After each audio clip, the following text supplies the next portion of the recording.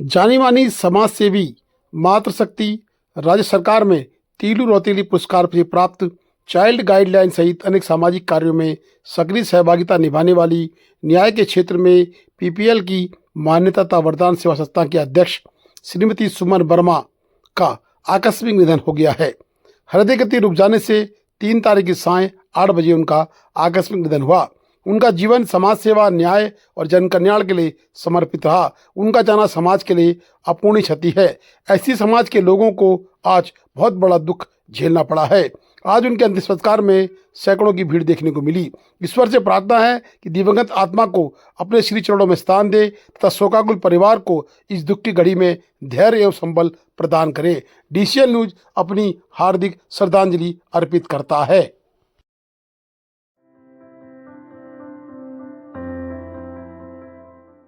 धारचूला के एटीएम शाम 5 बजे के बाद से लगातार बंद मिल रहे हैं।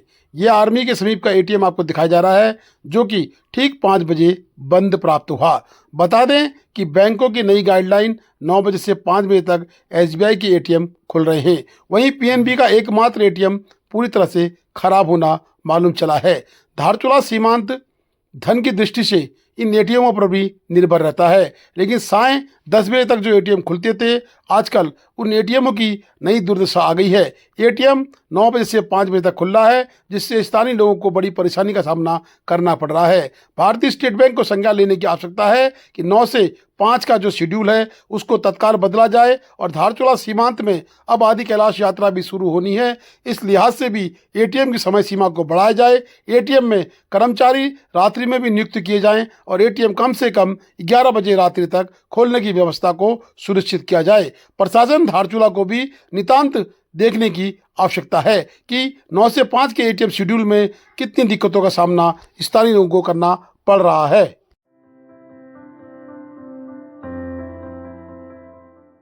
आदि कैलाश ओम पर्वत यात्रा 1 मई से शुरू। कपाट खुलने के साथ पर्यटन को भी रफ्तार मिलेगी। धार्मिक आस्था और पर्यटन की दृष्टि से अत्यंत महत्वपूर्ण आदि कैलाश यात्रा की तैयारियां तेज हो गई हैं। प्रशासन द्वारा जानकारी दी गई है कि 1 मई से आदि कैलाश के 7 कपाट श्रद्धालुओं के लिए खोल दिए जाएंगे। इसके साथ ही ओम पर्वत यात्रा भी सुचारू रूप से संचालित हो जाएगी। हर वर्ष हजारों श्रद्धालु और पर्यटक इस पवित्र यात्रा में भाग लेते हैं, जिससे स्थानीय अर्थव्यवस्था को बड़ा सहारा मिलता है। टूर ऑपरेटर्स तो स्थानीय लोगों की बड़ी मांग है। आदि कैलाश क्षेत्र में कार्यरत टूर ऑपरेटर्स ने इस बार एक अहम मुद्दा उठाया है। उनका कहना है कि भारत सरकार द्वारा कैलाश मानसरोवर बड़ा कैलाश यात्रा का द्वार खोल दिया गया है, लेकिन लिपुलेख पास के दर्शन की अनुमति अब तक स्पष्ट नहीं है। टैक्सी यूनियन के अध्यक्ष नबियाल ने कहा कि सरकार को इस दिशा में भी गंभीरता से विचार करना चाहिए। लिपुलेख पास तक जाने की अनुमति मिलने से स्थानीय लोगों को और कम बजट वाले यात्रियों को बड़ा लाभ मिलेगा। उन्होंने बताया कि संबंध में जल्द ही प्रशासन के साथ वार्ता की जाएगी और लिपुलेख पास के परमिट भी जारी कराने की मांग की जाएगी। कम बजट यात्रियों के लिए बड़ा अवसर। स्थानीय लोगों का मानना है कि यदि लिपुलेख पास तक अनुमति मिलती है तो कम खर्च में श्रद्धालु बड़े कैलाश के साक्षात दर्शन कर सकेंगे। इससे पर्यटन को धारचूला में नई गति मिलेगी और स्थानीय टूर ऑपरेटर्स को भी रोजगार के अवसर प्राप्त होंगे।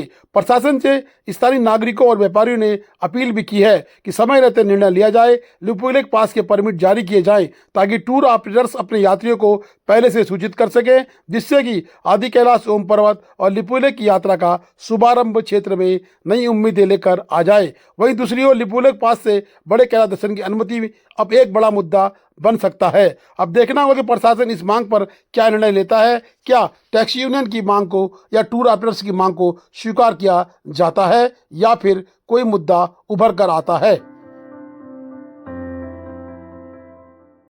डीसीएल न्यूज की खबर का असर, साथ ही करार के लोगों की मेहनत रंग ला रही है। बरम कनार मोटर मार्ग को लेकर समीक्षा बैठक शुरू। त्वरित कार्रवाई के जिलाधिकारी ने दिए दिशा निर्देश। बरम कनार मोटर मार्ग निर्माण में तेजी लाने के दिशा निर्देश। बरम कनार मोटर मार्ग पर जिलाधिकारी सख्त तत्काल कार्रवाई के निर्देश। कार्य में तेजी लाने के निर्देश। संयुक्त निरीक्षण के भी आदेश। जनपद पिथौरागढ़ दूरस्थ क्षेत्रों के संपर्क व्यवस्था को मजबूत और सुगम बनाने के उद्देश्य से बरम कनार मोटर मार्ग के संबंध में जिलाधिकारी आशीष कुमार भटगाई की अध्यक्षता में एक सभागार में एक महत्वपूर्ण एवं आवश्यक बैठक आयोजित की गई। बैठक में संबंधित विभागों के अधिकारियों द्वारा मार्ग की वर्तमान स्थिति, निर्माण कार्यों की प्रगति, भूमि हस्तांतरण, वन स्वीकृति एवं अन्य तकनीकी पहलों पर विस्तृत चर्चा की गई। बैठक के दौरान जिलाधिकारी ने प्रधानमंत्री ग्राम सड़क योजना PMGSY धारचूला के अधिकारियों को निर्देशित किया कि बरम कनार मोटर मार्ग संबंधी सभी आवश्यक कार्रवाई तत्काल प्रभाव से प्रारंभ की जाएं तथा कार्यों में किसी भी प्रकार की लापरवाही या विलंब स्वीकार नहीं होगा। उन्होंने स्पष्ट रूप से कहा कि यह मार्ग स्थानीय ग्रामीणों की आवागमन सुविधा, आपातकालीन सेवाओं की पहुंच तथा क्षेत्रीय विकास की दृष्टि से अत्यंत महत्वपूर्ण है। इससे सभी विभाग समयबद्ध एवं गुणवत्तापूर्ण कार्य सुनिश्चित करें। जिलाधिकारी ने संबंधित अधिकारियों को निर्देश दिए कि मार्ग का संयुक्त निरीक्षण शीघ्र किया जाए, जिसमें सभी विभागों के अधिकारी मौके पर उपस्थित रहकर स्थल की वास्तविक स्थिति का आकलन करें तो आवश्यक तकनीकी एवं प्रशासनिक कार्रवाई सुनिश्चित करें। बैठक में जिलाधिकारी ने निर्देश दिए कि भूमि से संबंधित सभी औपचारिकताएं शीघ्र पूर्ण करते हुए निर्माण कार्य में तेजी लाई जाए ताकि परियोजना में किसी प्रकार की बाधा उत्पन्न न हो। उन्होंने वन विभाग को भी निर्देशित किया कि वन्य जीव कल्याण हेतु प्रस्ताव शीघ्र शासन को प्रेषित करें। अगर किसी भी कार्य में ढिलाई की जाएगी तो सख्ती से पालन किया जाएगा।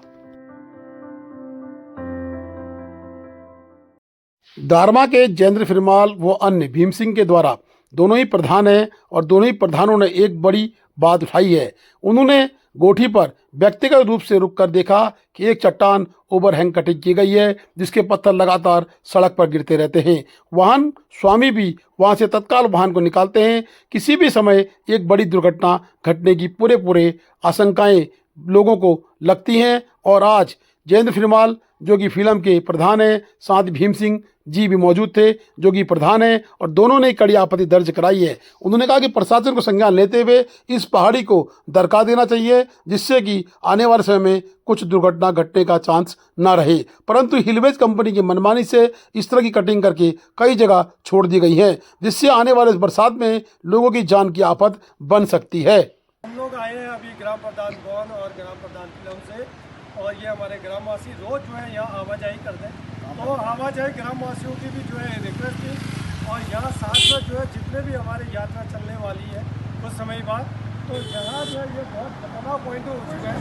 गाड़ी वाली आप लोग देखते हैं, गाड़ी वाले बहुत स्पीड में चलते हैं इधर, क्योंकि इसीलिए कि कहीं दरक ना जाए। तो हमारी रिक्वेस्ट ये है सरकार से कि जितना जल्दी हो सके इस पॉइंट पे जो है काम किया जाए। तो दरारें गई हुई है, ये दरारें ये पूरी नीचे आने वाली है, वो कटिंग सही से किया जाए। किसी के ऊपर आ जाएगा तो ये बहुत बड़ी समस्या हो जाएगी, इसीलिए इसको कटिंग जो है एक एक्यूरेट इसको तरीके से जो है कटिंग किया जाए, जिससे जो है किसी के हादसा होने से पहले जो है इस चीज़ का समाधान किया जाए। तो हमारी यही रिक्वेस्ट है। और ग्रामवासी जो है रात दिन यहाँ जॉगिंग करते हैं, कालिका के ग्रामवासी, कोटी के ग्रामवासी, और ये NH है बहुत भीड़ रहती है, तो इसीलिए इस पर काम किया जाए। अदरवाइज जो है हम लोग अभी 2 प्रधान आए हैं, ग्रामवासी आए हैं, अदरवाइज हमारे पूरे 62 ग्राम सभा के ग्राम प्रधान महोदय लोग यहाँ आएंगे और इस चीज़ के लिए हम लोग आवाज़ उठाएंगे। तो नमस्कार, सरकार से यही हमारी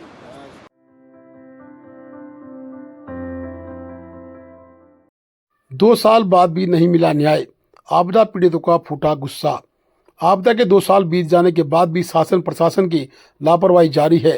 प्रभावित गांवों के लोग आज भी टेंटों और स्कूलों में रहने को मजबूर हैं, लेकिन अब तक न तो उचित मुआवजा मिला, न ही विस्थापन की कोई ठोस व्यवस्था की गई है। जिला पंचायत क्षेत्र मतकोट मुंशारी के अंतर्गत आने वाले आपदा प्रभावित गांव बोना, गोल्फा, झापुली, मालूपाती, धापा, सेरा, सुरेधार, जीमी घाट, सुरिंगाड़, कुलथम और रीठा आज भी अपने हक के लिए संघर्ष कर रहे हैं। इस गंभीर मुद्दे को लेकर भावना दानू जिला पंचायत सदस्य ने आज तहसील मुख्यालय मुंशारी में जोरदार प्रदर्शन किया।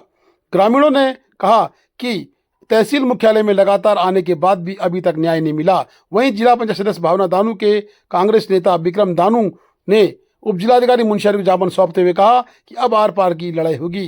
भावना दानू के प्रतिनिधि के रूप में विक्रम दानू ने प्रशासन से तत्काल काम करने की बात कही है। साथ ही उन्होंने कहा कि सरकार पर भी उन्होंने भेदभाव के आरोप लगाए हैं। वहीं क्षेत्रीय विधायक हरीश धामी ने भी प्रदर्शन को समर्थन देते हुए कहा कि उन्होंने यह मुद्दा विधानसभा में उठाया, लेकिन सरकार अभी तक कोई ठोस कदम नहीं उठा रही है। उन्होंने सरकार पर भेदभाव करने के आरोप लगाए हैं। वहीं विक्रम दानू ने उत्तराखंड के मुख्यमंत्री कुमाऊं जिलाधिकारी पिथौरागढ़ उप जिलाधिकारी मुंशियारी को ज्ञापन की प्रतियां सौंपी है और उन्होंने स्पष्ट कहा कि अगर अब नहीं तो कभी नहीं, अब लड़ाई लड़ने को जनता आर पार के लिए तैयार है। परिवारों का विस्थापन करो, आपदा प्रभावित परिवारों का विस्थापन करो, शासन प्रशासन होश में आओ, शासन प्रशासन होश में आओ। एक फोटो लिया सेवा करो।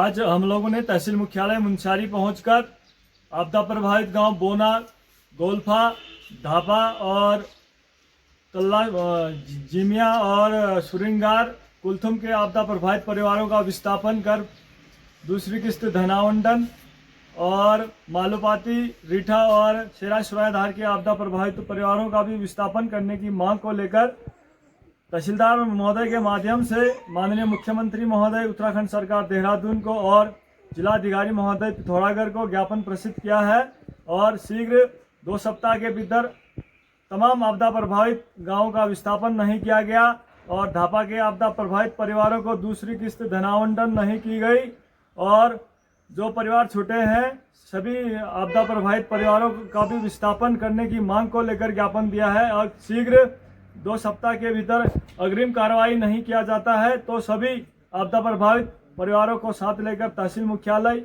और जिला मुख्यालय में धरना प्रदर्शन करेंगे, जिसकी संपूर्ण जिम्मेदारी शासन प्रशासन की होगी। धन्यवाद। Please do like, share and subscribe DCL News.